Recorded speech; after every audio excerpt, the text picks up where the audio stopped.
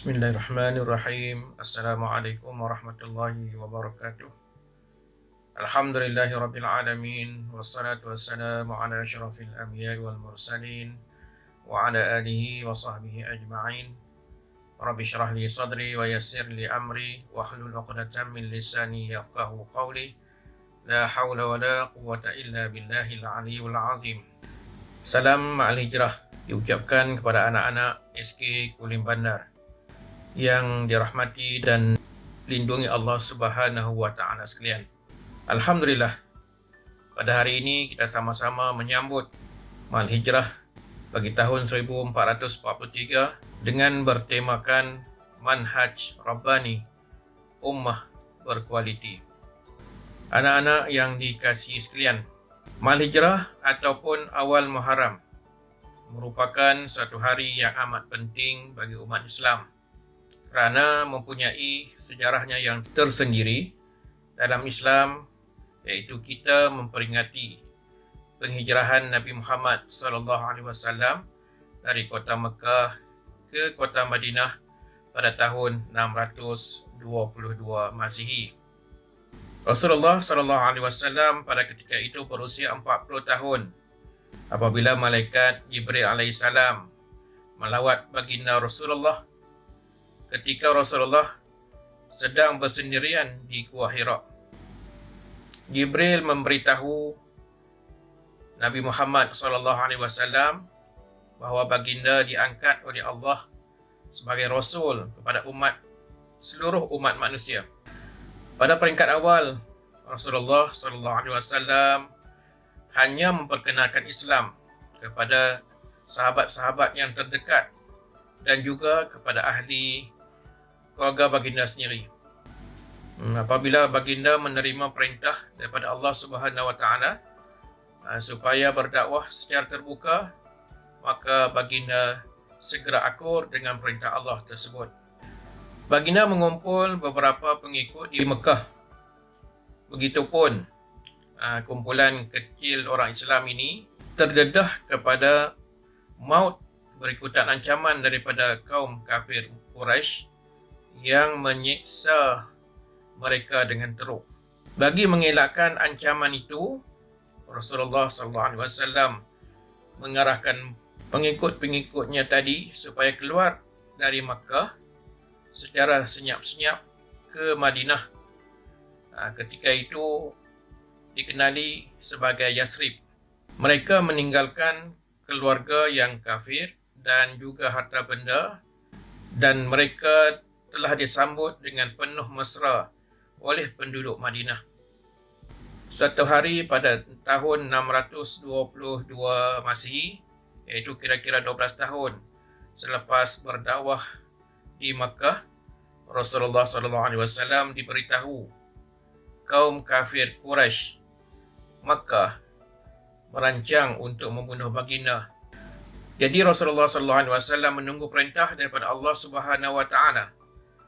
Malaikat Jibril alaihissalam menemui baginda untuk memberitahunya bahawa Allah Subhanahu wa taala mengarahkan baginda meninggalkan Mekah pada waktu malam. Berikutan itu, baginda menemui sahabat baiknya Abu Bakar As-Siddiq dan memintanya supaya menemani baginda dalam perjalanan itu.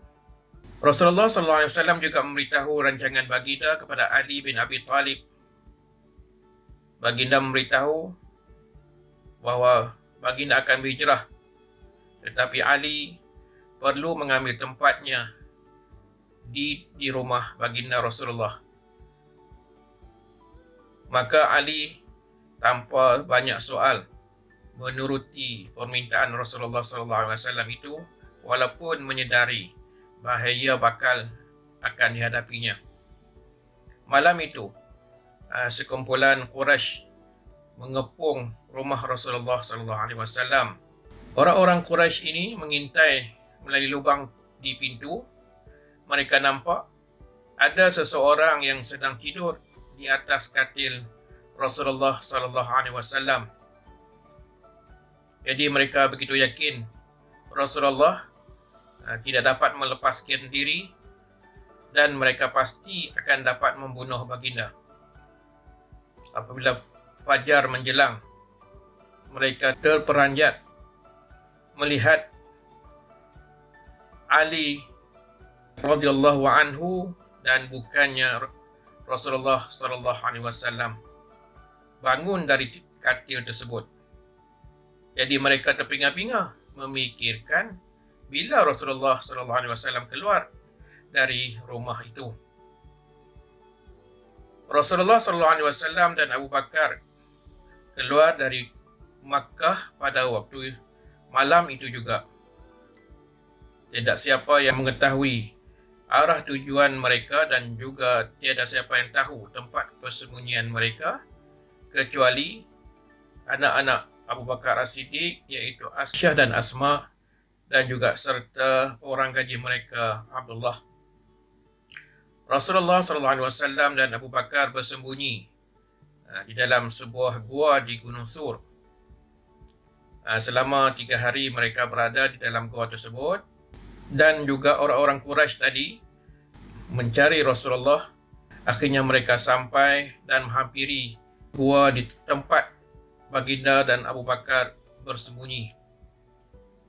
Pada ketika itu mereka tidak memasuki gua tersebut karena mereka yakin Rasulullah dan Abu Bakar tidak berada dalam gua kerana mulut gua atau pintu gua itu ditutupi oleh ataupun ditutupi oleh sarang laba-laba dan juga ada sepasang burung merpati.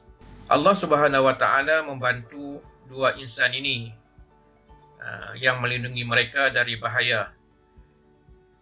Kumpulan Quraisy kemudiannya meninggalkan gua tersebut dan bersetuju untuk pulang ke Makkah semula.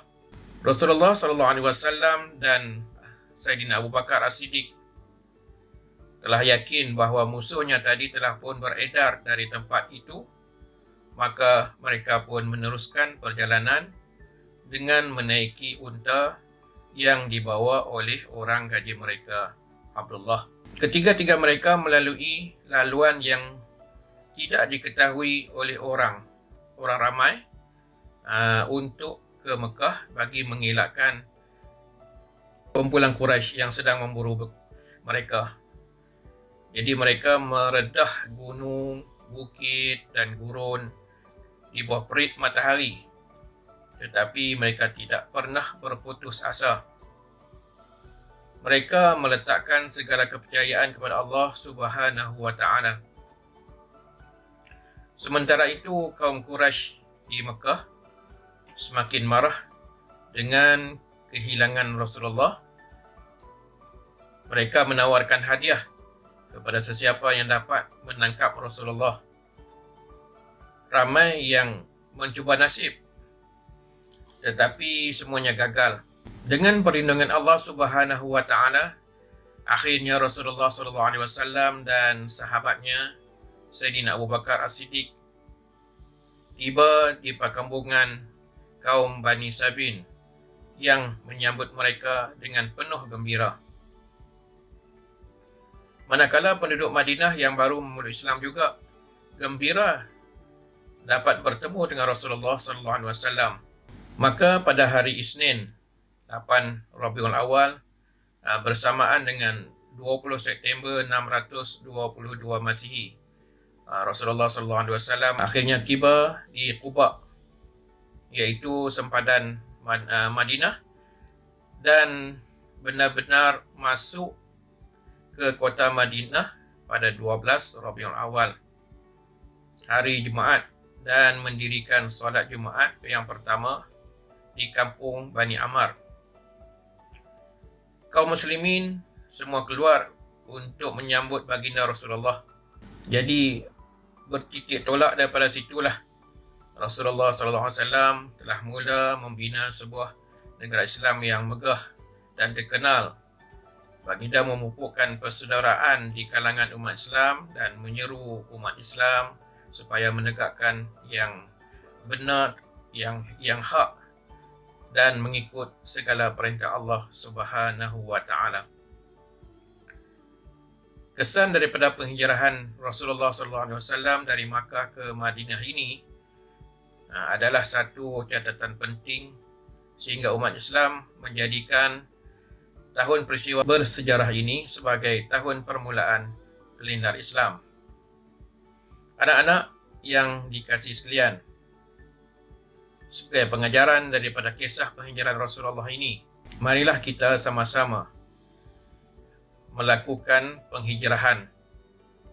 Maksud penghijrahan ini ialah penghijrahan berubah daripada melakukan kejahatan kepada kebaikan. Berubah daripada berakhlak buruk kepada berakhlak mulia, dan juga daripada yang tidak bertakwa kepada Allah kepada bertakwa dan beriman kepada Allah Subhanahu wa taala. Jadi hijrah sebegini akan terus berkekalan sehingga hari kiamat. Sabda Nabi Muhammad SAW, orang yang melakukan hijrah yang sebenar ialah mereka yang meninggalkan perkara yang dilarang oleh Allah. Hadis riwayat Imam Al-Bukhari dan Muslim. Jadi sekadar itu sahaja untuk ucapan dan tazkirah dapat saya sampaikan. Mudah-mudahan kita akan mengambil pengajaran dan iktibar daripada penghijrah Rasulullah SAW. Selamat menyambut Maal Hijrah 1443. Sekian, wassalamualaikum warahmatullahi wabarakatuh.